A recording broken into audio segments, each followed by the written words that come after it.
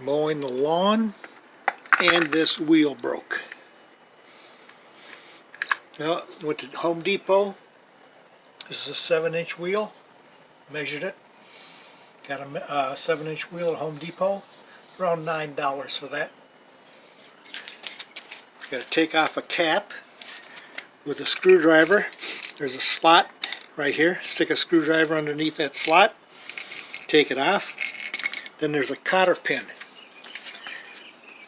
And you got to close the cotter pin up and get it out with a screwdriver. Now I'm going to put the cotter pin back in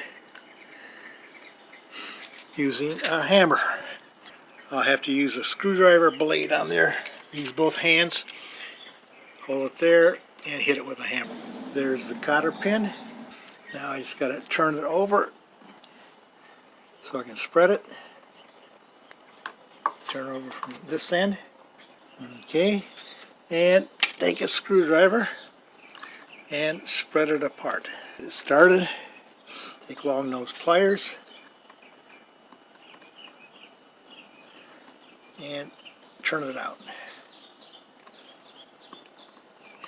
You don't have to be all the way back because I don't want to break this. I don't have another cotter pin to put in there.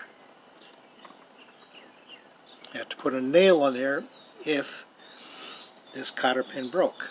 Well, anyways, there it is. There's the new wheel.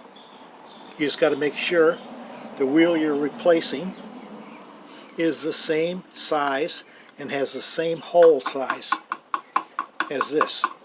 Best thing to do is take your old wheel to the store to make sure it's going to fit.